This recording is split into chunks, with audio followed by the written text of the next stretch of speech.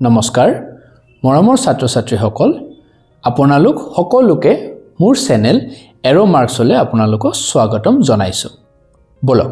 আজিৰ লেসনটো আমি স্টাৰ্ট কৰো দেৰি নকৰাকৈ আমি পাৰ্ট 1ত কি পঢ়িছিলো বলক এবাৰ আমি ৰিভাইজ কৰি লওঁ আমি বিদ্যুৎ প্ৰবাহৰ গতিৰ দিশ আৰু ইলেক্ট্ৰনৰ গতিৰ দিশ বিপৰীত কিয় হয় সেইটো চাইছিলো আৰু কিতাপত থকা ছবিটোৰ সৈতে মই ডাইৰেকচন দুটা দেখুৱাই দিছিলো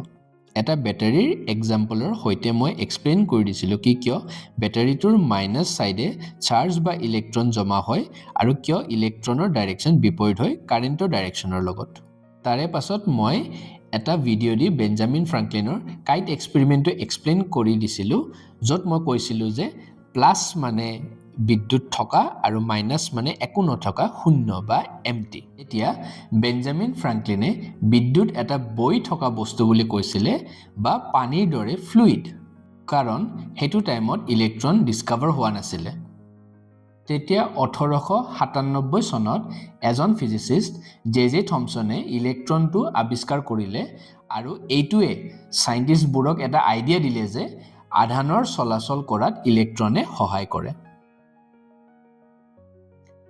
মই ইয়াতে ওপৰত এটা সিম্পল এনিমেশন দেখুৱাইছো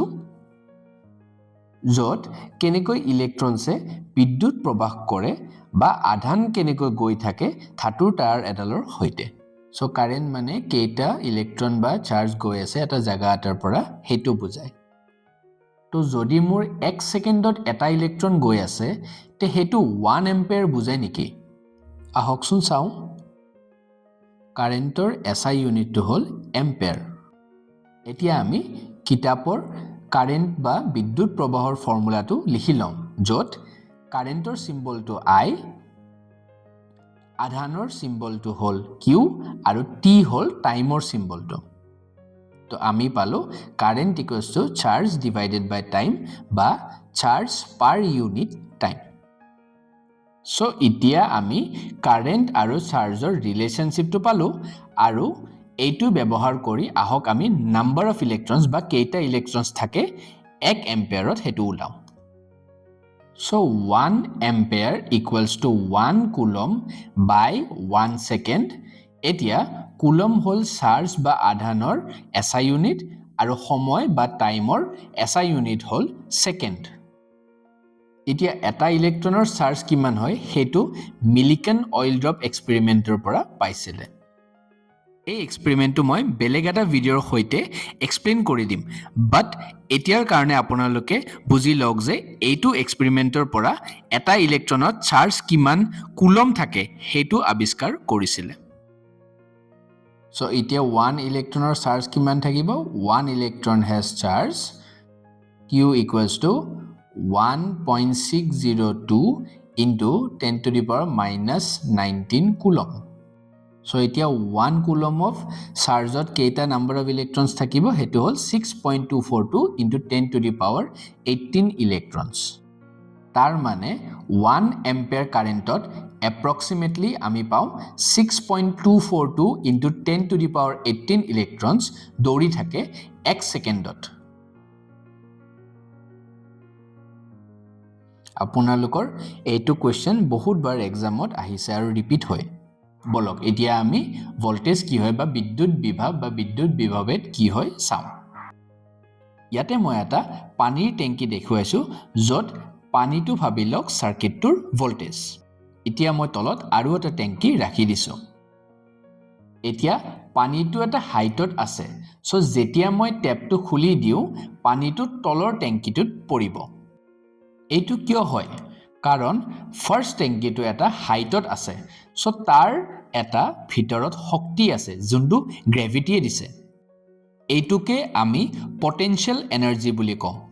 তাৰ মানে ভোল্টেজ এটা শক্তি বা প্ৰেসাৰ বুলি ভাবিব পাৰো যিটোৱে আধান বা চাৰ্জক সাৰ্কিট এটাত পুশ কৰে স্পেসিফিক্যালি আমি ক'ব পাৰিম যে ভোল্টেজ হল এটা সাৰ্কিটৰ কাম কৰাৰ শক্তি So voltage is a pushing force which does work আৰু সেই কাৰণে আমি voltage বা বিদ্যুৎ বিভৱৰ ফৰ্মুলাটো পাও V equals to work done by charge বা work done per unit charge বলক এতিয়া আমি এটা ইম্পৰ্টেণ্ট প্ৰিভিয়াছ ইয়াৰ কোৱেশ্চন কৰি কিনে ভিডিঅ'টো সামৰণি মাৰোঁ এই প্ৰশ্নটোত এটা বেটাৰীয়ে কিমান কাম কৰিছে বাল্ব এটাক জ্বলাবৰ কাৰণে হেতু সুধিছে ইন 10 মিনিটস এইটো সলভ কৰিব আমি কাৰেন্ট আৰু ভোল্টেজৰ দুটা ফৰ্মুলা ইউজ কৰিব লাগিব কাৰেন্টৰ ফৰ্মুলাটো হ'ল I = Q / T যোনটোত Q মানে হ'ল চাৰ্জ বা আধান আৰু T মানে হ'ল সময় বা টাইম ভোল্টেজৰ ফৰ্মুলাটো হৈছে V = W / Q য'ত W মানে হ'ল আমাৰ ওয়াৰ্ক ডান বা কাম কৰোৱাটোক বুজায় যোনটো আমি জুলছত দিও জুলস মানে হ'ল তাৰ SI ইউনিট অফ ওয়াৰ্ক আৰু Q হ'ল চাৰ্জ যৰ SI ইউনিটটো হ'ল কুলম বা C এই দুটা ফৰ্মুলা আমি ইউজ কৰি কিনে এটা কমন ৰিলেশনশিপ উলাব লাগিব দুটাৰে মাজত কাৰেন্টৰ ইকুৱেশনটোত আমি T টো লেফট হ্যান্ড সাইডে লৈ যাম আৰু আমি ইকুৱেশনটো লিখিম IT = Q যোনটো আমি ফাৰ্স্ট ইকুৱেশন বুলি ধৰি লম আৰু ভোল্টেজৰ ইকুৱেশনটোত আমি চাৰ্জটো লেফট হ্যান্ড সাইডে লৈ যাম আৰু ভোল্টটো আমি ৰাইট হ্যান্ড সাইডত লৈ আনিম ইকুৱেশনটোত সো ইকুৱেশনটো আমি পাম Q = W / V এটো আমি সেকেন্ড ইকুৱেশন বুলি ধৰি লম সো দুটা ইকুৱেশন মিলি আমি পাম W / V = I * T এতিয়া মই কোৱেশ্চনত থকা ইনফৰমেশন খিনি মই সাইডত লিখি লৈছো গিভেন বুলি মই ইকুৱেশনটোৰ পৰা V টো মই ৰাইট হ্যান্ড সাইডে লৈ গৈছো আৰু ইকুৱেশনটো লিখিছো W = IT * V